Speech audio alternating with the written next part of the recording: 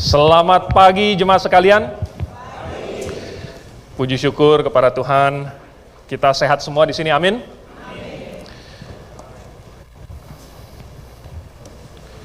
Tidak ada yang lebih bahagia daripada kalau kita sehat-sehat, itu kita memuji Tuhan dan kumpul bersama dengan saudara-saudara seiman. Mari kita buka Alkitab kita di dalam Kitab Ulangan pasal 17.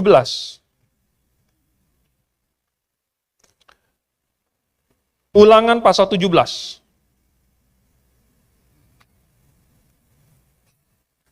Kita akan membaca dari ayat yang kedua sampai ayat yang ke-20. Lumayan panjang, kita akan membacanya silih berganti. Saya akan mulai dulu ayat 2. Jemaat akan menyahut ayat yang ketiga. Dan kita ganti-gantian satu ayat. Jadi saya akan membacakan ayat yang genap, jemaat membacakan ayat yang ganjil. Ulangan pasal 17. Kalau sudah dapat, kita akan mulai. Saya mulai dulu ayat yang kedua.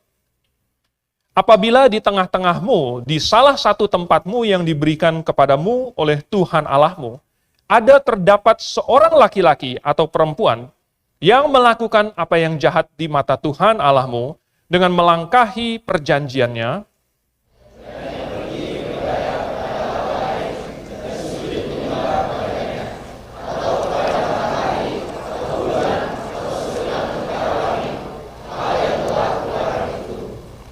dan apabila hal itu diberitahukan atau terdengar kepadamu, maka engkau harus memeriksanya baik-baik.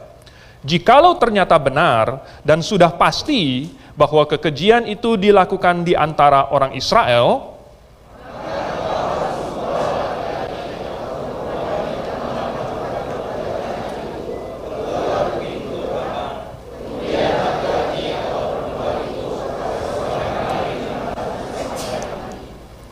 atas keterangan 2 atau 3 orang saksi, haruslah mati dibunuh orang yang dihukum mati. Atas keterangan 1 orang saksi saja, janganlah ia dihukum mati.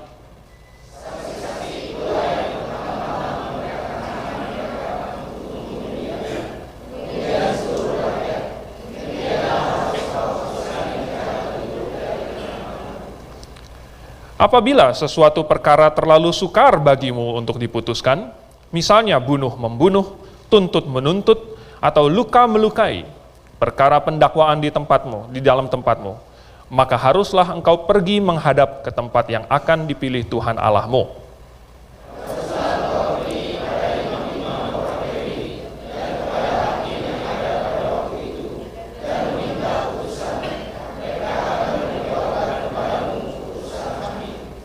Dan engkau harus berbuat menurut keputusan yang diberitahukan mereka kepadamu dari tempat yang akan dipilih Tuhan.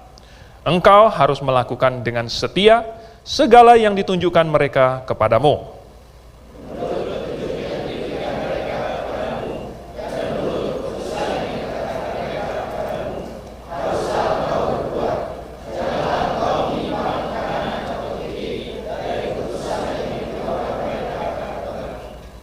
Orang yang berlaku terlalu berani dengan tidak mendengarkan perkataan imam yang berdiri di sana sebagai pelayan Tuhan Allahmu, ataupun perkataan hakim, maka orang itu harus mati.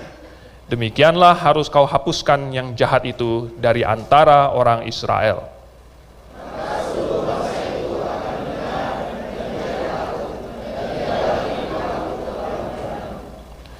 Apabila engkau telah masuk ke negeri yang diberikan kepadamu oleh Tuhan Allahmu, dan telah mendudukinya dan diam di sana, kemudian engkau berkata, aku mau mengangkat raja atasku, seperti segala bangsa yang di sekelilingku.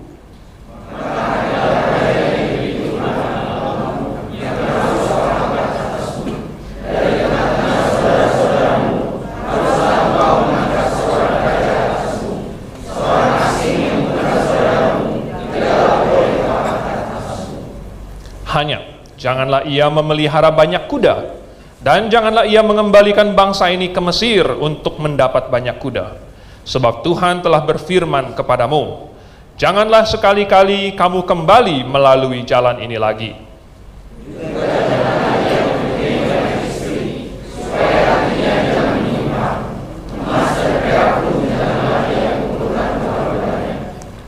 Apabila ia duduk di atas tahta kerajaan, maka haruslah ia menyuruh menulis baginya salinan hukum ini menurut kitab yang ada pada imam-imam orang Lewi.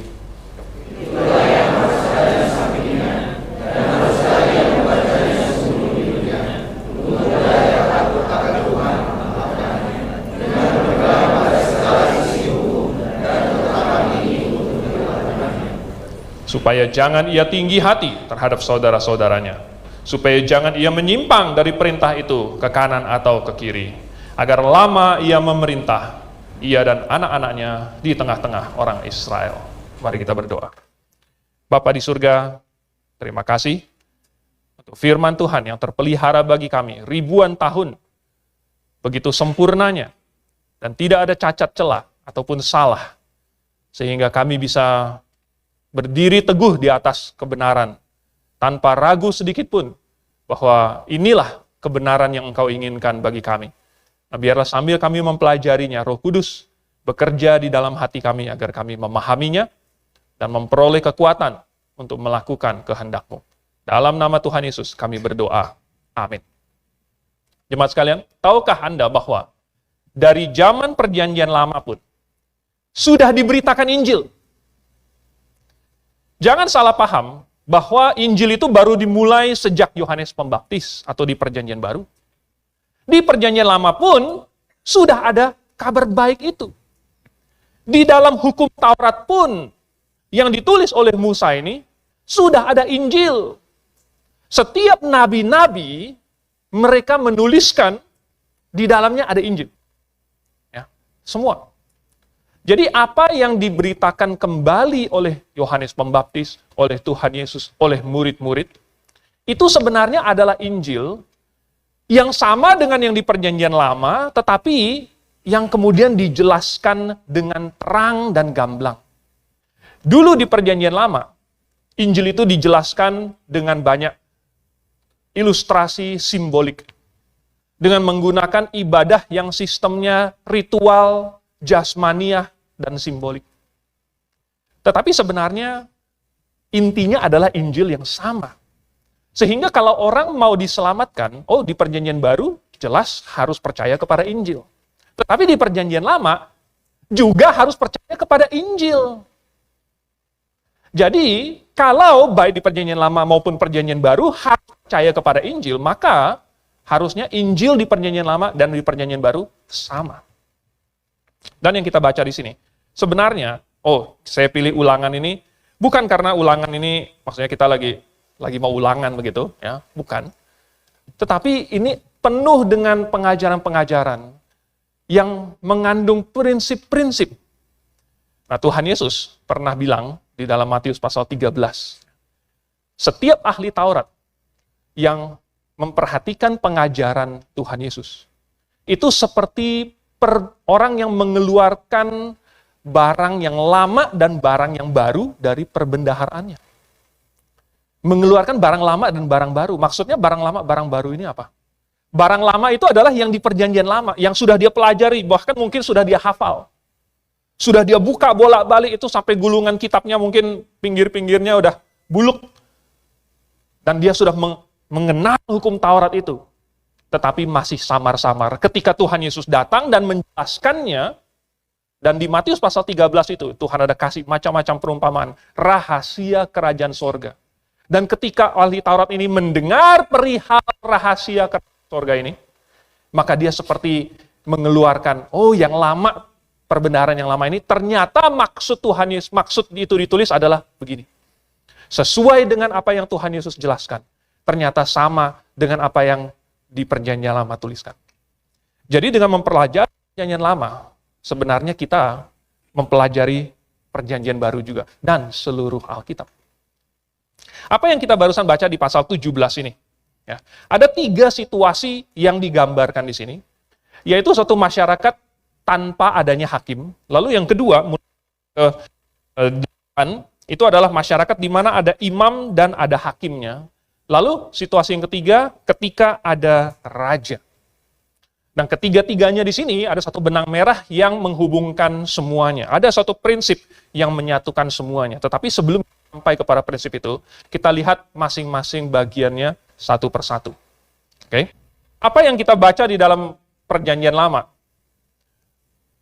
Hal-hal ini merupakan gambaran yang samar-samar akan apa yang akan datang.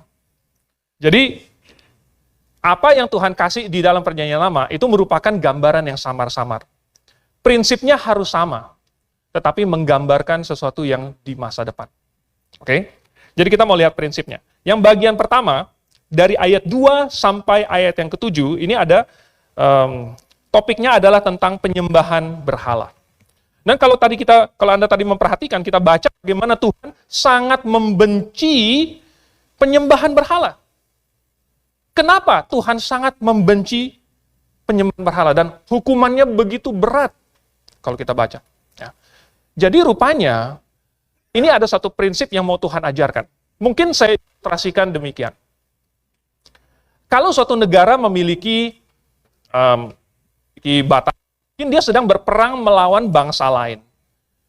Lalu ternyata di dalam negara dia, di antara rakyatnya itu ada yang berkhianat. Ya, ada yang menjadi mata-mata.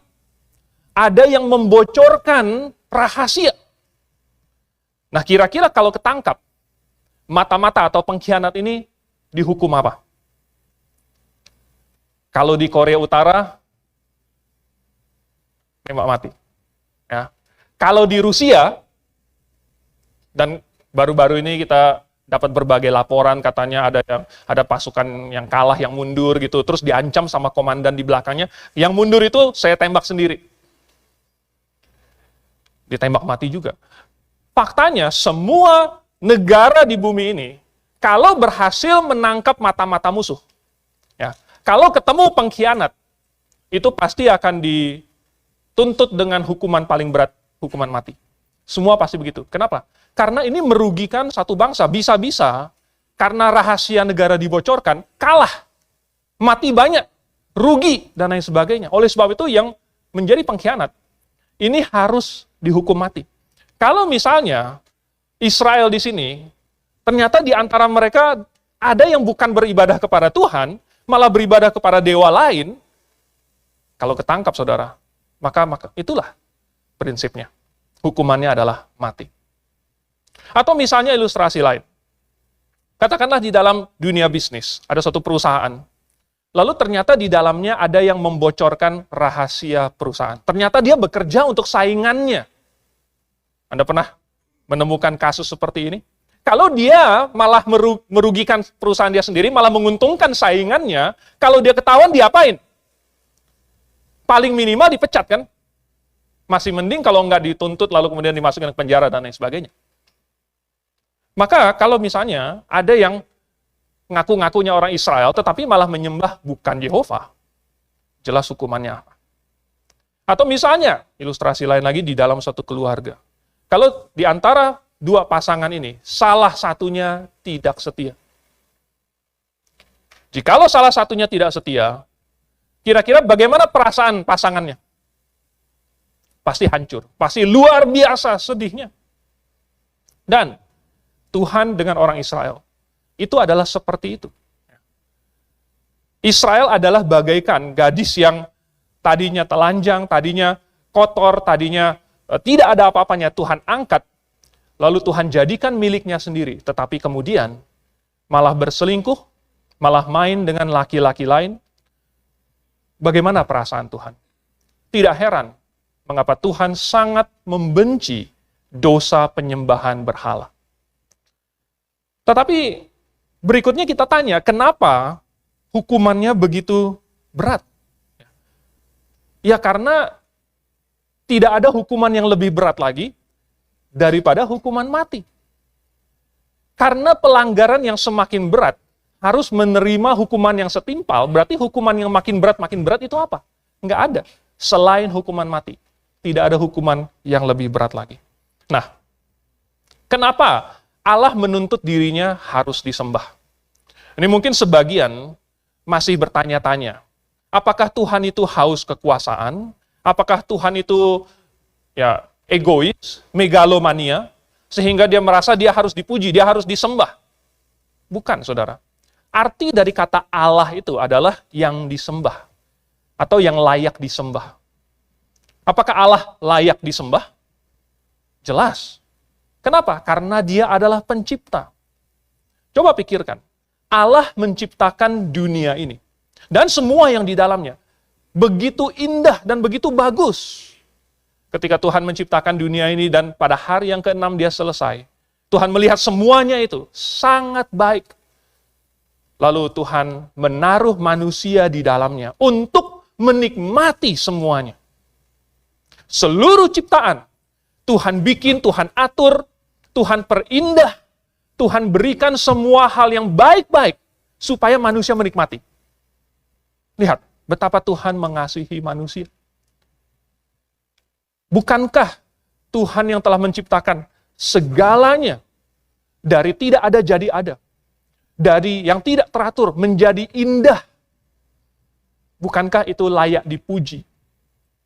Dan Tuhan menciptakan manusia. Tuhan kasih di dalamnya suatu kapasitas untuk mencintai, untuk mengasihi.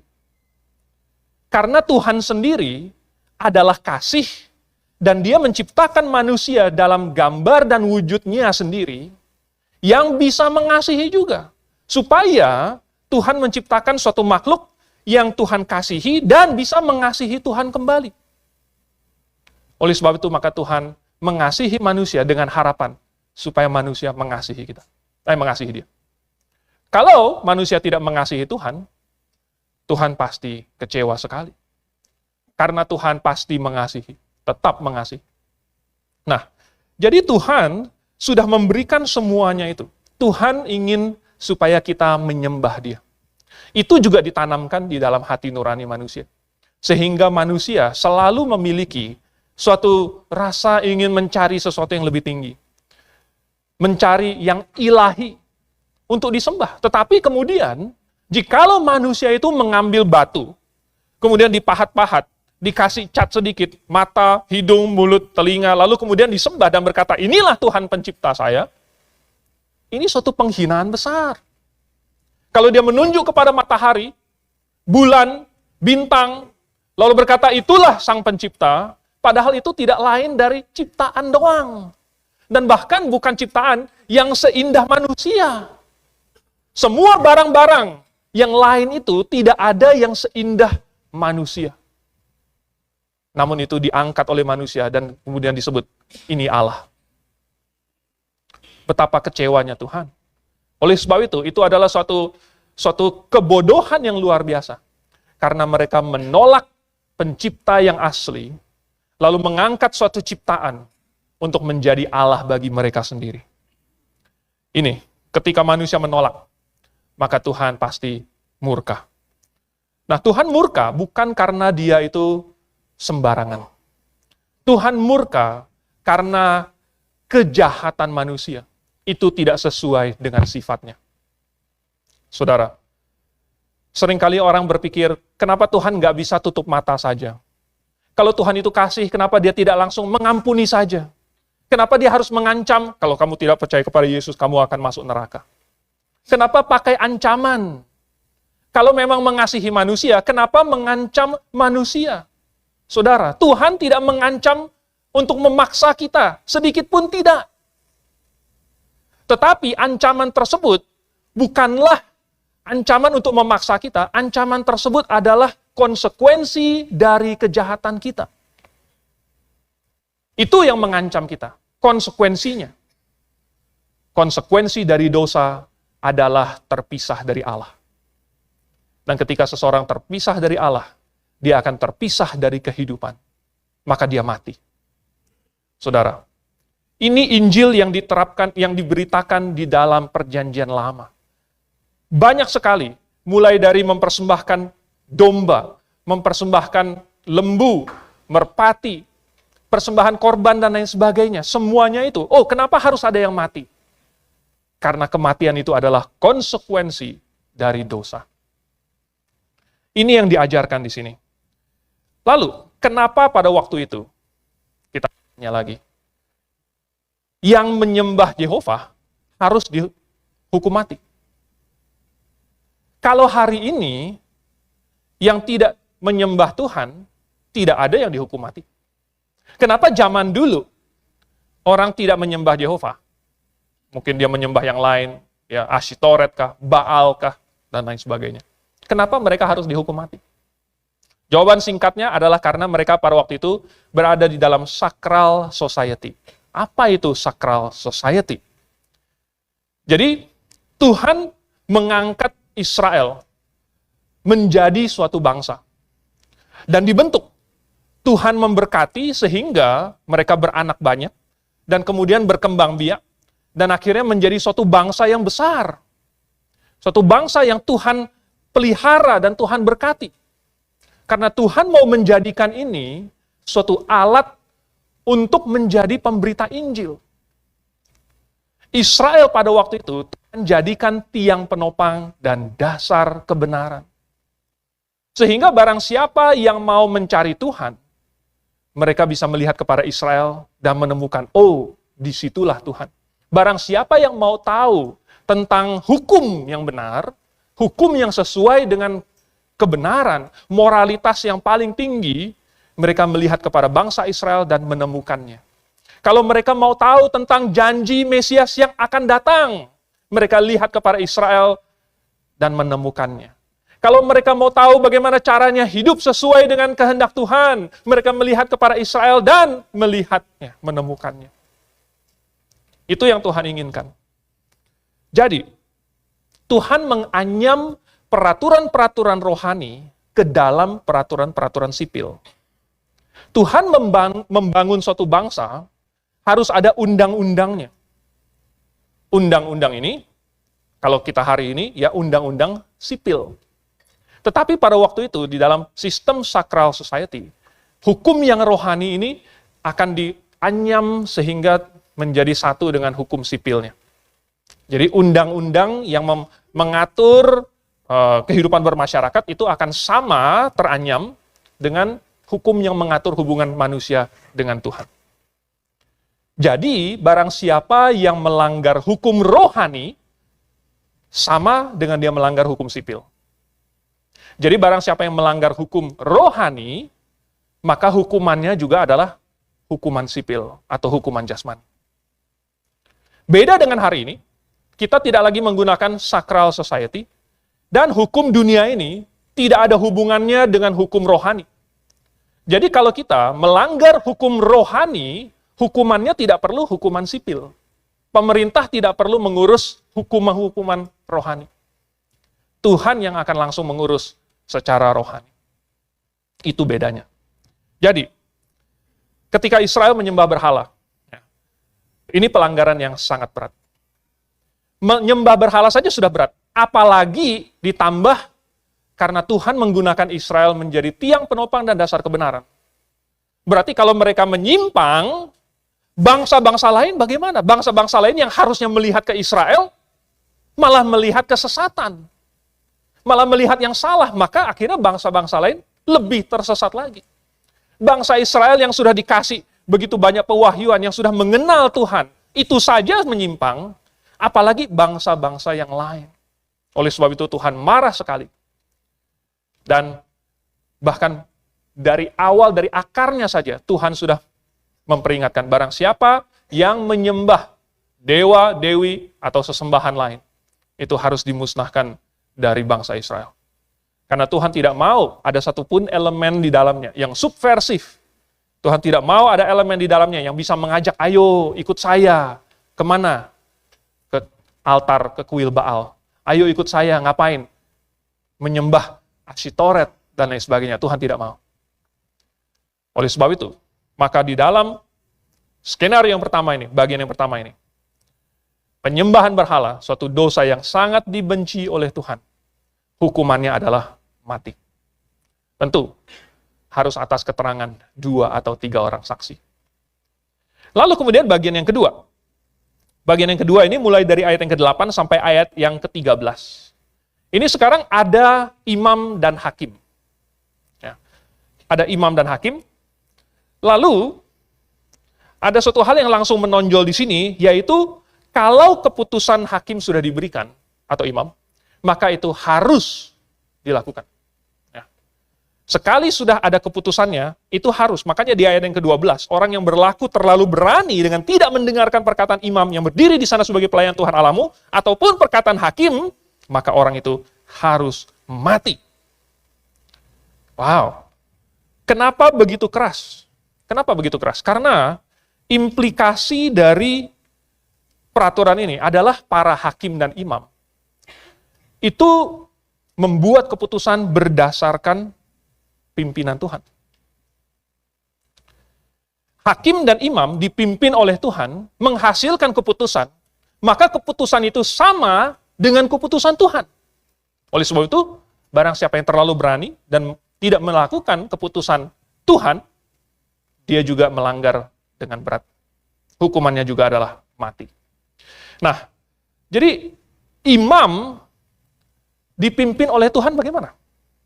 Kita baca di imamat mereka katanya Tuhan kasih suatu efod ya, yang ada tutup dadanya dan di situ ada urim dan tumim.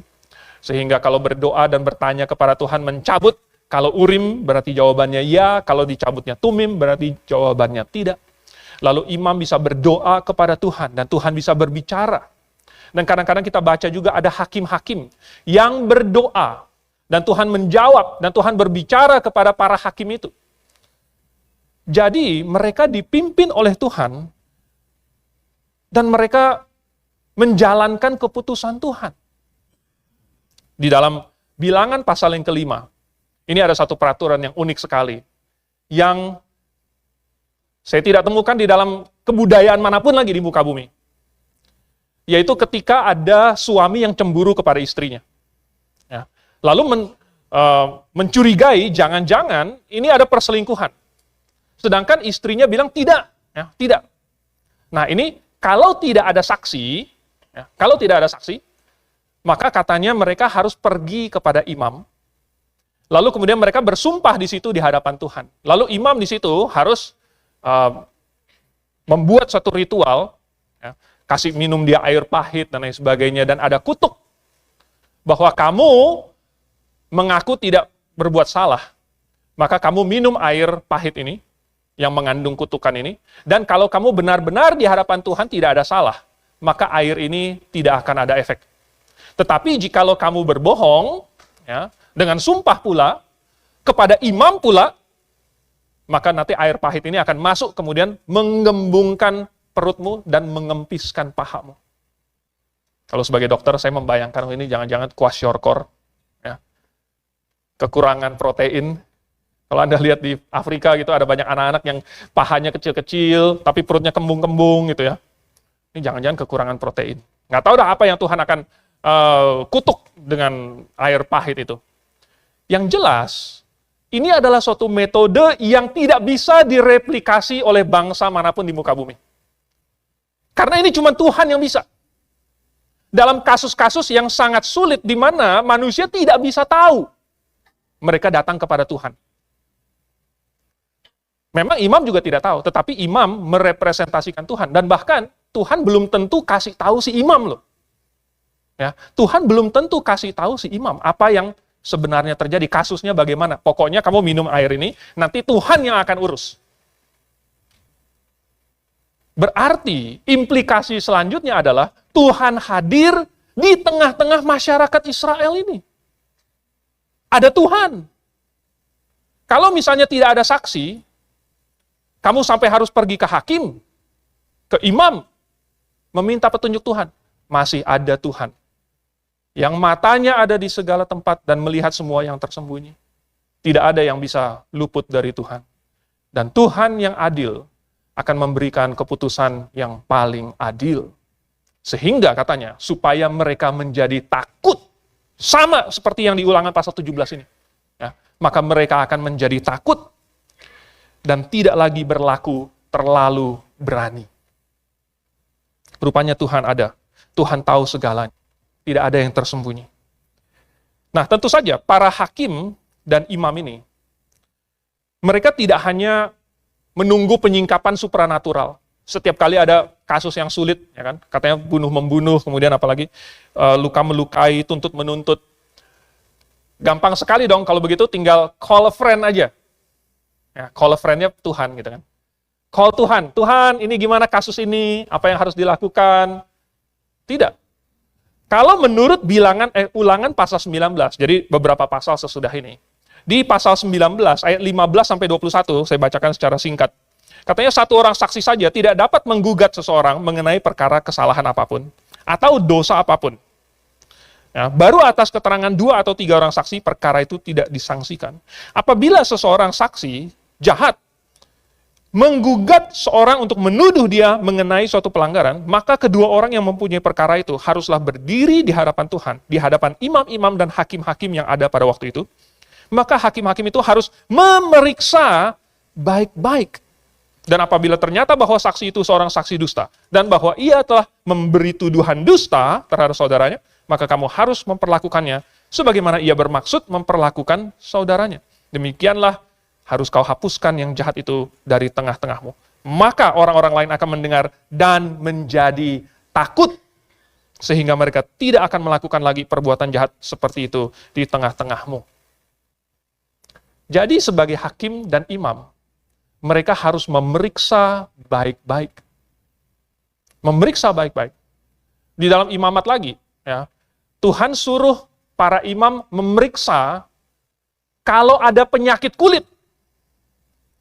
Ya, kalau ada yang tiba-tiba ada putih-putih, katanya. Wah, ini harus periksa ke imam. Kalau imam bilang, oh ini kusta, oh ini panau, oh ini cuman bercak, apa segala macam. Nanti imam yang akan mendeklarasikan, dan akan ada hukumnya sesuai itu. Kalau misalnya kusta tentu dia harus diasingkan. Kalau ada apa kemudian ditahirkan. Kalau misalnya apa dia mesti ada upacara penyucian dulu selama 7 hari atau selama 40 hari. Kemudian habis itu diperiksa lagi. Bayangkan imam pada waktu itu bukan cuman harus pinter potong domba, harus bisa jadi dokter kulit. Wah, jadi dermatologis. Kenapa? Karena mereka harus memeriksa baik-baik. Maka tidak percumalah saya belajar kedokteran. Walaupun saya tidak menjadi dokter, tetapi saya bisa memeriksa kulit.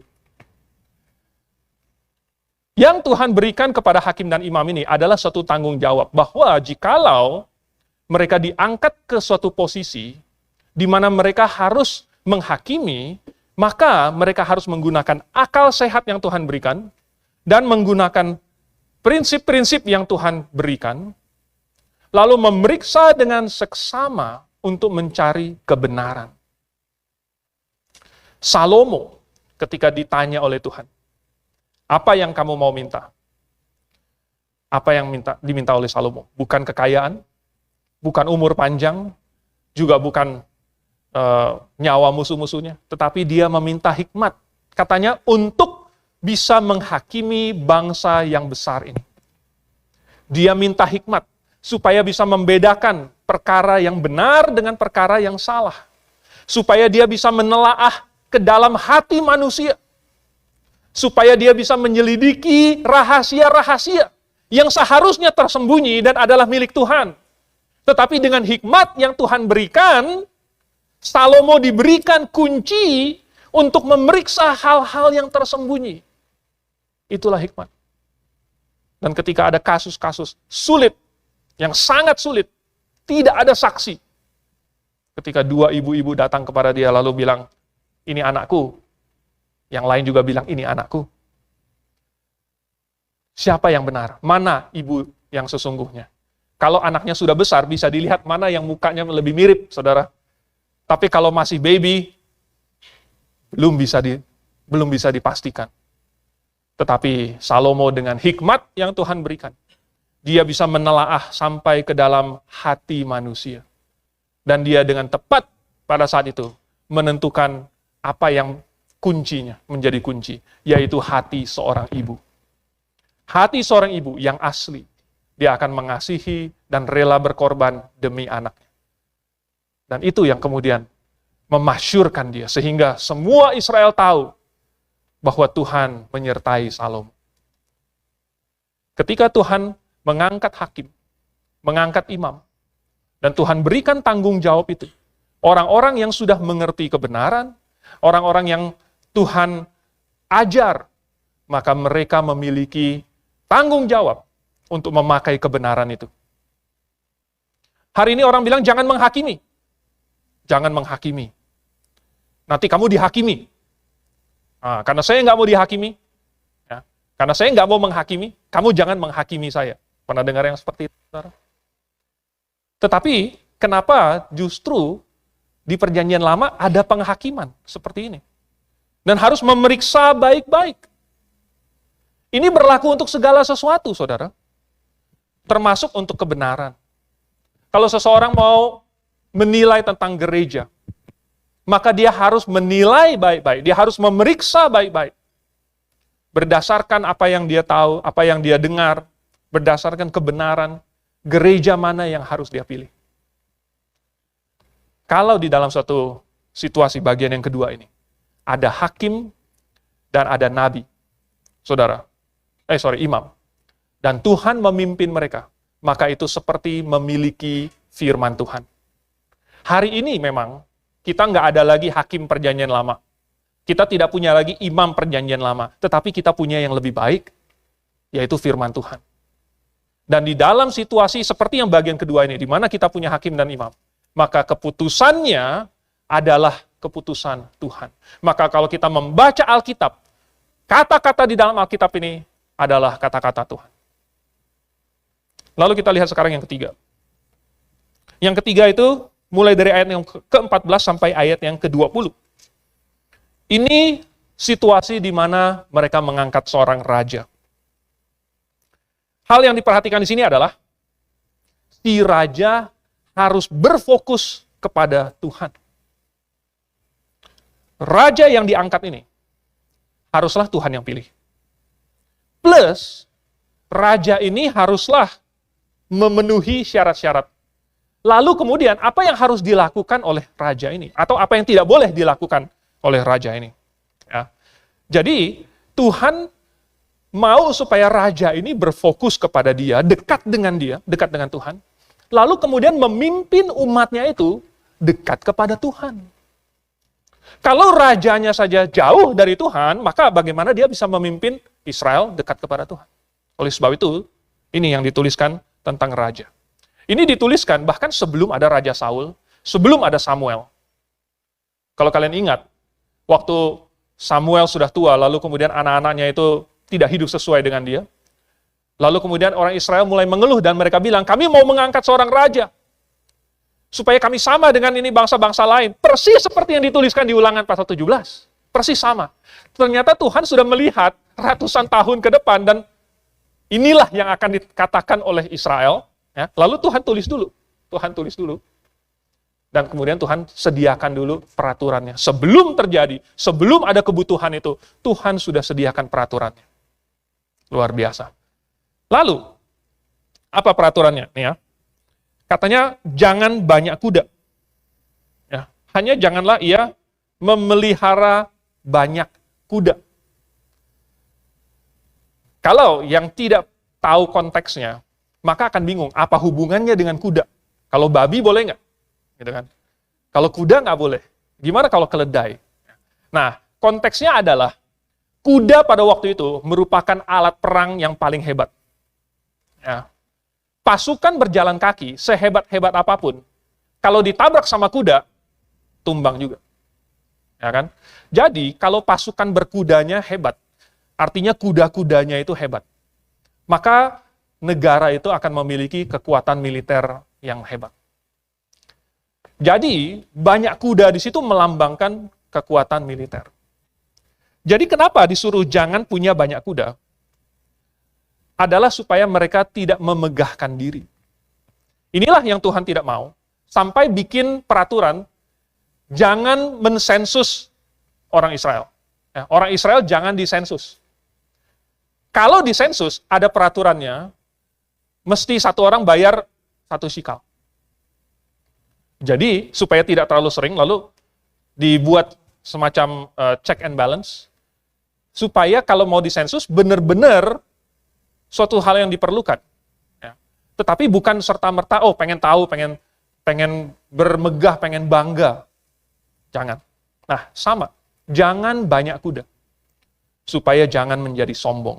Lalu kemudian masih dilanjutkan, janganlah ia mengembalikan bangsa ini ke Mesir untuk mendapat banyak kuda. Ini masih berhubungan, ya, karena rupanya Mesir adalah produser kuda paling hebat pada waktu itu. Ya. Kuda-kuda Arab adalah kuda-kuda yang tidak terlalu besar, tetapi memiliki endurance yang sangat tinggi. Mereka bisa lari jauh, mereka tahan lama tanpa air. Dan walaupun mereka badannya tidak terlalu besar, tetapi mereka larinya sangat kencang. Dan pada waktu itu, Mesir yang sudah menguasai cara untuk kawin silang kuda untuk menghasilkan breed ini, ya, mereka menjualnya, mengekspornya itu dengan harga yang sangat tinggi. Tetapi hanya kepada negara-negara bangsa-bangsa yang berteman dengan Mesir. Aha, di sini triknya. Saya punya kuda yang hebat-hebat. Kalau kamu beli kuda dari saya, kamu akan menjadi kuat. Tapi kamu harus jadi teman saya dulu. Saudara tahu apa lambang dari Mesir? Tuhan memakai Mesir menjadi lambang dari dunia ini. Dan Tuhan bilang supaya jangan sekali-kali kamu mengambil jalan yang sama, kembali ke Mesir. Ini yang dilakukan oleh orang Israel ketika mereka sudah hampir masuk Kanaan, sudah hampir, lalu kemudian mengirim 12 pengintai, 10-nya kembali dengan mengatakan, ini adalah negeri yang busuk, ini semuanya raksasa, kita seperti belalang. Kita kalau masuk ke situ, kita akan dimatikan oleh mereka. Tuhan membawa kita ke sini untuk membunuh kita di Kanaan. Lalu mereka bilang, kalau gitu balik. Bangun, kita angkat pemimpin lain yang akan memimpin kita kembali ke Mesir. Dan Tuhan langsung mengutuk mereka pada waktu itu. Karena mereka sudah dikeluarkan dari Mesir. Dengan apa, saudara? Dengan korban. Waktu itu sebelum mereka keluar dari Mesir, mereka mengorbankan seekor domba. Sudah mengorbankan anak sulung. Tentu diganti oleh domba. Tetapi sudah mengorbankan anak sulung. Sudah dikeluarkan. Sudah di padang gurun itu dikasih roti hidup, yaitu mana. Sudah dikasih aliran air hidup dari batu karang. Sudah dinaungi dengan tiang awan pada waktu siang dan tiang api pada waktu malam. Sudah Tuhan pimpin dan sudah hampir masuk tanah peristirahatan itu. Tetapi pada saat terakhir mereka bilang, kita balik. Kita balik ke Mesir. Maka Tuhan bersumpah di dalam kemurkaannya itu. Mereka takkan masuk ke dalam tempat perhentianku. Jangan kembali ke Mesir. Jangan sekali-kali kamu melalui jalan yang sama. Kalau sampai raja ini, dia memperbanyak kuda baginya, lalu kemudian menjadi sombong, atau lebih parah lagi, malah berteman dengan Mesir demi mendapatkan kuda. Maka ini sudah melanggar apa yang Tuhan. Jadi, apalagi? Habis itu, ayat yang ke-17. Jangan ia mempunyai banyak istri. Waduh, jangan mempunyai banyak istri. Ya. Banyak itu berapa? 1000 itu banyak. Kalau 999, kurang ya? Kurang. Kalau 1000 baru banyak. Begitu.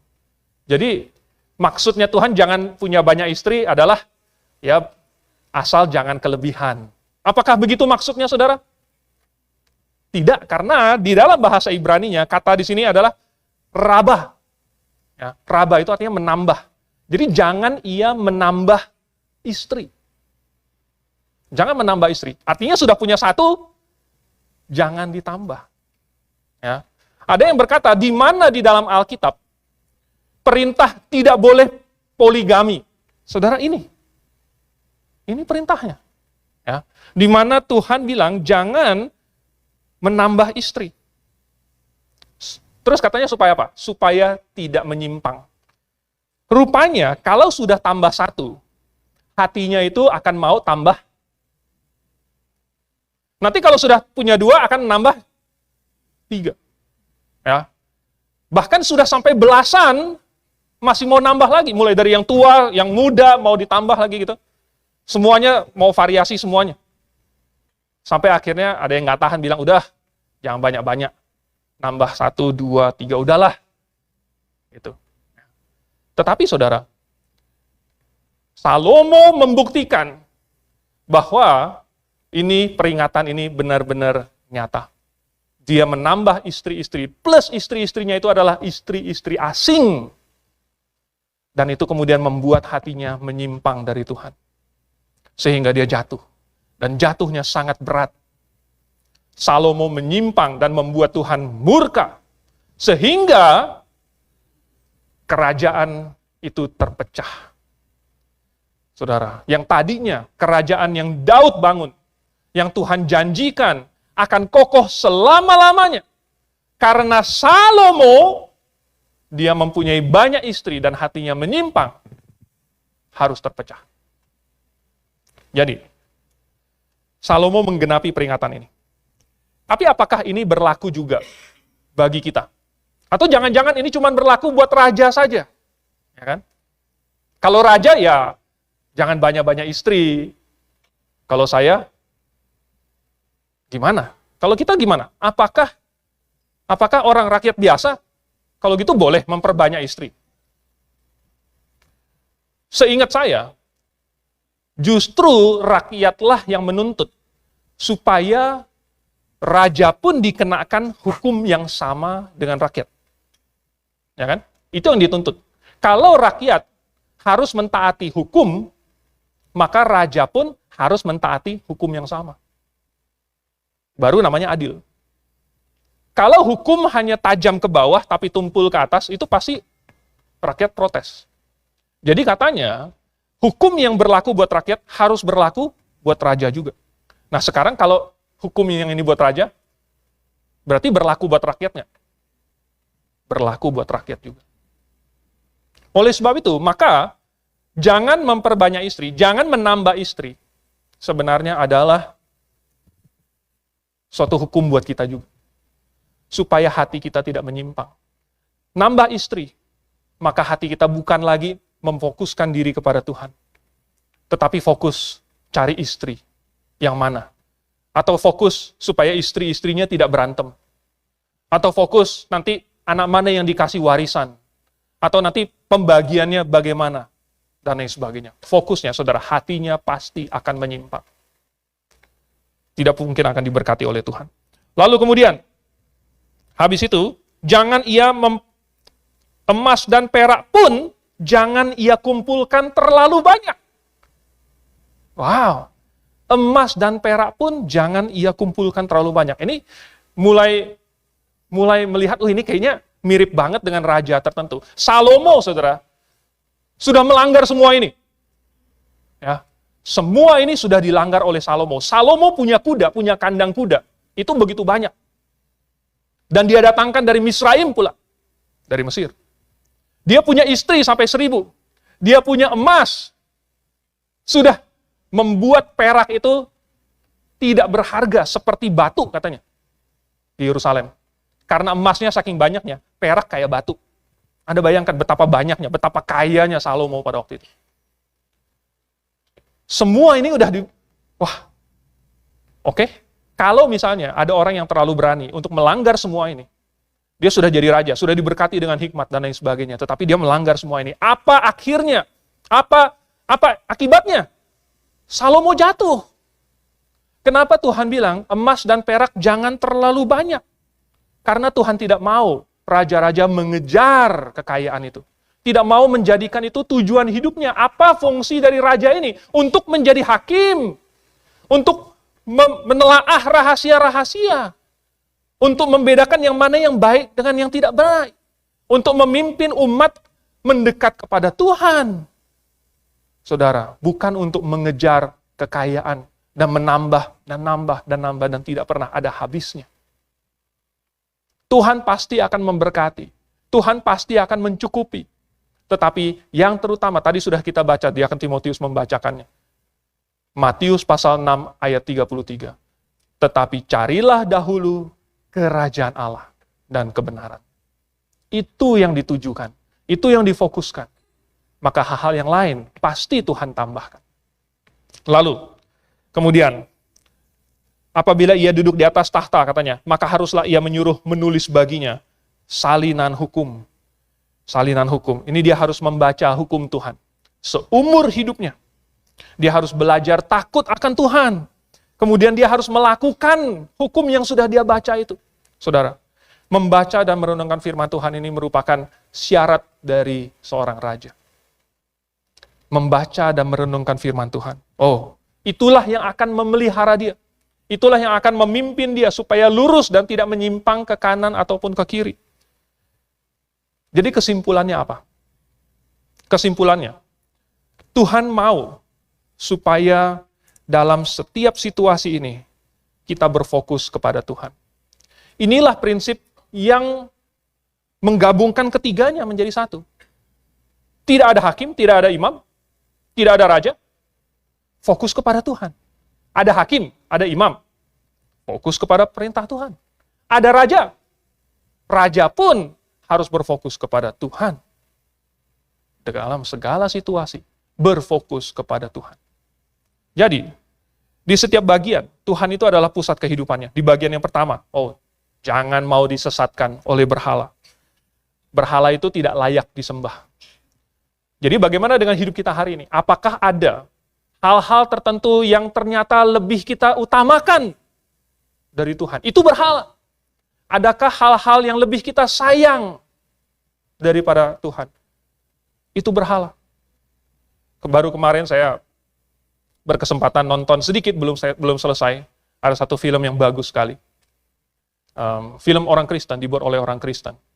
Dan di situ ada pertanyaan, kamu siapa? Dia jawab, saya guru. Kalau misalnya guru itu, pekerjaan itu diambil dari kamu siapa? Dia bingung. Saya suami, saya bapak, katanya. Terus dia bilang, ya amit-amit lah, kalau misalnya itu juga diambil dari kamu apa? Dia bingung, maksudnya apa? Kenapa saya ditanya seperti ini?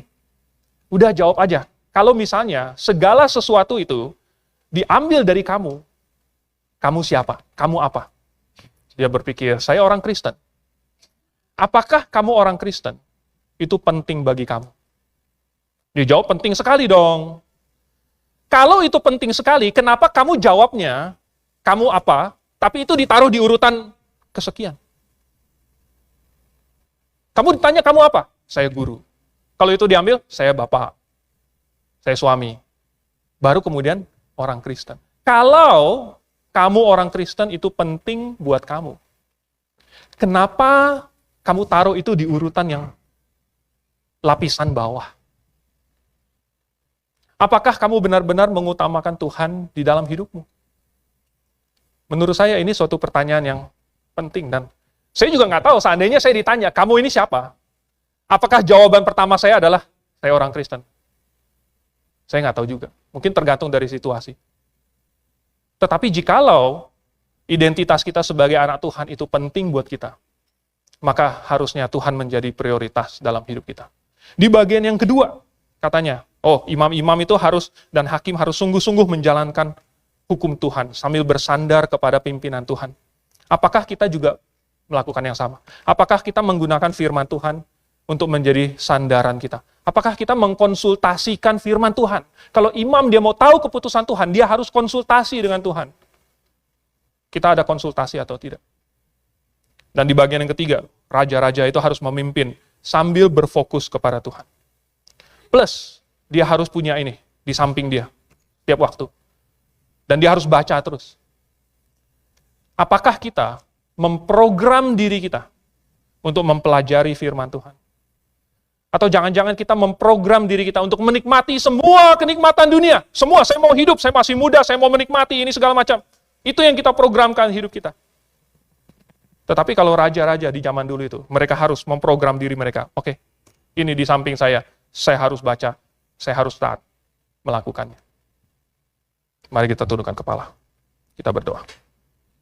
Bapa di surga, terima kasih untuk firman Tuhan, Injil yang Engkau sudah tuliskan di dalam perjanjian lama, sehingga kami membacanya, membandingkannya dengan perjanjian baru, menemukan bahwa sebenarnya sama.